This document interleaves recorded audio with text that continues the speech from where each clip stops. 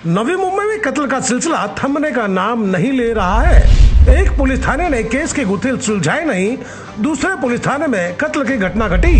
किसकी नजर लगी है 21वीं सदी के शहर को? क्या हो गया है नवी मुंबईकर को? कब मिलेगा हत्या की वारदात से निजात? दोस्तों नमस्कार, आज हम सिलसिलेवार हत्या की वारदात पर चर्चा करेंगे। नवी मुंबई को 21वीं सदी के शहर से नवाजा गया है, पर नवी मुंबई को मानो किसी की नजर लग गई है। 2 से 3 महीनों के भीतर नवी मुंबई में हत्या के वारदात एक के बाद एक घटती चली जा रही है।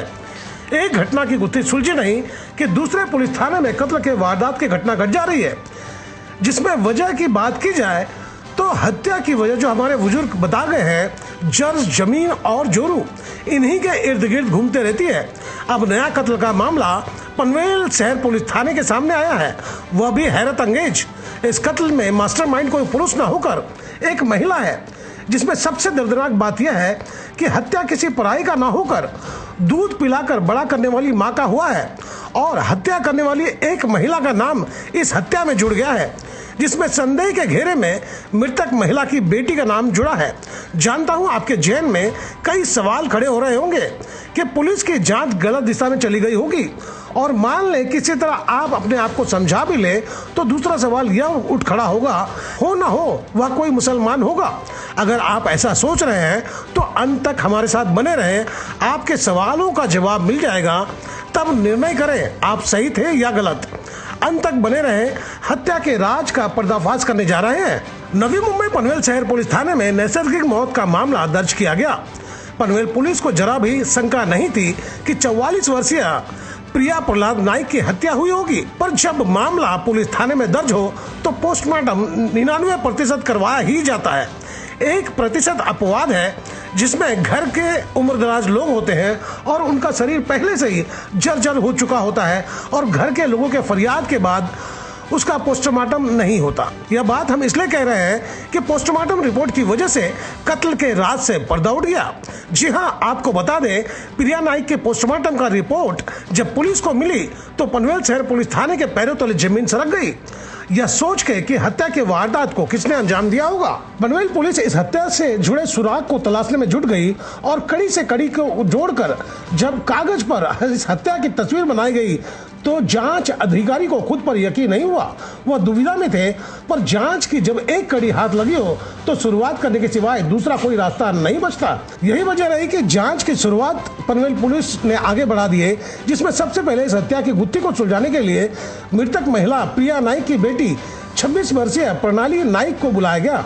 आपको बता दें कि जांच की सुई जिस दिशा में घूम रही थी, इसमें जरा भी चूक होती तो पनवेल पुलिस के लिए घातक साबित हो सकता था, और पुलिस की अलग से फजीहत होती।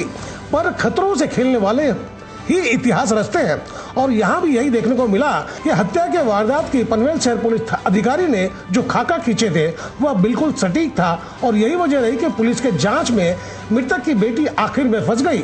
वह ज्यादा देर तक पुलिस को गुमराह नहीं कर सकी, और अंत में पुलिस के सामने वह पूरी तरह से टूट गई, और फिर जो उसने राज उगला उसे सुनकर पुलिस सख्ते में आ गई।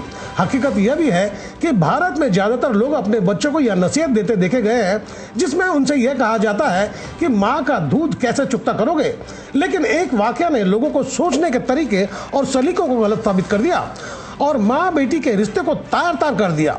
आपको बता दें कि दरिंदगी के कार्य को अंजाम तक पहुंचाने वाली बेटी को कुछ साल पहले ही काफी धूमधाम के साथ शादी करके विदा किया गया था, क्योंकि प्रणाली इकलौती औलाद थी। आपको पता होगा कि माता पिता अपने बच्चों के जीवन को संवारने के फेर में अपनी जिंदगी को भुला बैठते हैं, और प्रणाली को भी काफी लाड़ प्यार से पाला गया था, पर वो अपने पति के साथ कुछ ही साल गुजारे और फिर उसे भी एक बच्ची हो गई, जिसके बाद उसके और पति के रिश्तों में खटास पैदा हो गया, और वह अपने पति का घर छोड़कर मायके लौट आई। काफी ज्यादा लाड़ प्यार भी बच्चे के लिए घातक हो जाता है, और इस पूरी घटनाक्रम को देखने के बाद आप भी इस हकीकत से आंखें नहीं फेर सकेंगे। प्रणाली काफी खर्चीली नेचर की थी, उसे जितने भी रकम मिलते थे वह उसके लिए पूरा नहीं पड़ता था। वह रियल लाइफ में नहीं, रियल लाइफ में जीने लगी थी। उसे लगा था कि उसे स्वच्छंद होकर जीने के लिए माँ बाप की पूरी संपत्ति मिल जाए तो वह मौज और मस्ती में जी सकती है। इन्हीं उधेड़ बुन में प्रणाली ने जो फैसला लिया वह उसकी जिंदगी बर्बाद करके रख दिया। अपने ख्वाहिश को पूरा करने के लिए उसने अपने माँ को हमेशा के लिए रास्ते से हटाने का प्लान तैयार कर लिया, जिसके लिए उसने 2 अपने मित्रों का चुनाव किया, जिसके उम्र महज 19 साल थी, जिसका नाम है विवेक गणेश पाटिल और विशाल पांडे। पुलिस की माने तो दोनों को रुपए का लालच दिया गया था। हम भी मान लेते हैं, आप भी अपने ध्यान को ना भटकाएं। दोनों ने बड़े ही बेरहमी के साथ प्रिया नाइक के यानी कि प्रिया की मां को मौत के घाट उतार दिया। पर पनवेल शहर पुलिस की जांच ने हत्या का राज से पर्दा उठा दिया। यहाँ कातिल कोई बाहर का नहीं बल्कि बेटी थी, जो बेहतर और स्वच्छंद तौर पर ऐश मौज से जीना चाहती थी। उसे ना जिंदगी मिली ना मौज, जो आज काल कोठरी में बैठकर पछता रही है। अब उसे समझ आ गया कि रियल लाइफ और रियल लाइफ में क्या फर्क होता है। इस हत्या के वारदात पर पुलिस विभाग के आला अधिकारी ने पत्रकारों को विस्तार से बताए, जिनसे हम भी अपना जिज्ञासा पूरा करने के लिए कुछ सवाल पूछे। सुने। 13 तारीख को पनवेल सिटी पुलिस स्टेशन की जुरिस्डिक्शन में मानिक नगर करके सोसाइटी है, वहाँ पे एक फ्लैट में एक महिला जिसका नाम प्रिया नाइक है, उसकी डेड बॉडी मिली थी अंडर सस्पिशियस सर्कमस्टेंसेस। इसमें हमने एक्सीडेंटल डेथ रजिस्टर किया था। दूसरे दिन जब उसका पोस्टमार्टम किया गया तो ऐसा दिखाई दिया कि उसका स्ट्रैंगुलेशन करके मर्डर किया गया है।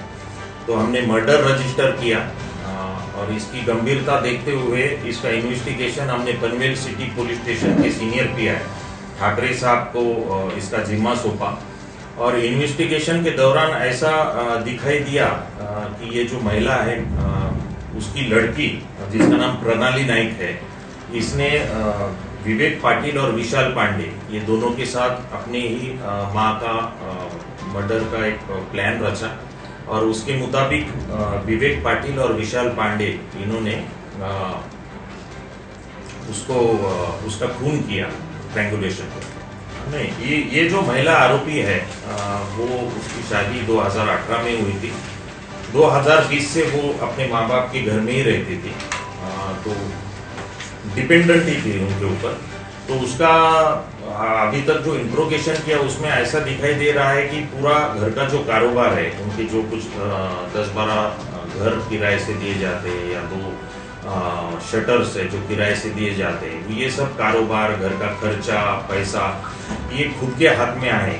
और उनके जो झगड़े हो रहे थे उसके कारण भी वो थोड़ी सी टेंशन में थी। तो ये दोनों रीजन की वजह से उसने ये प्लान रचा। ये अब तक का जो प्राइमरी इंट्रोगेशन हुआ है उसमें दिखाई दे रहा है। आरोपी ये दोनों भी यंग लड़के हैं, 19-20 साल के लड़के हैं जी। ये विवेक पाटिल और विशाल पांडे दोनों भी कोनगांव में रहते हैं जी। इसमें से जो विशाल पांडे वो टेलर का काम सीखता था और ये विवेक पाटिल कुछ मंत्र पूजा पाठ ऐसा करता था। वैसे कितने रुपए की सुपारी दी गई थी इस हत्या के लिए?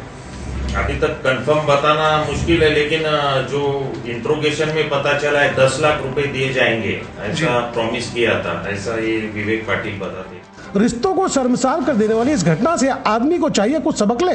अपनी खुशी या यूं कहे अपने हवस को पूरा करने के लिए हम अगर दूसरों की कुर्बानी ले लेते हैं तो याद रखें, वक्त का पहिया घूमता जरूर है और जब वक्त हिसाब लेने पर आता है तब उसका जवाब देते नहीं बनता।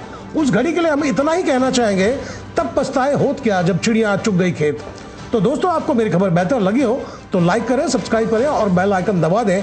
आप हमें कोई सुझाव देना चाहते हैं तो कमेंट बॉक्स पर लिख भेजें।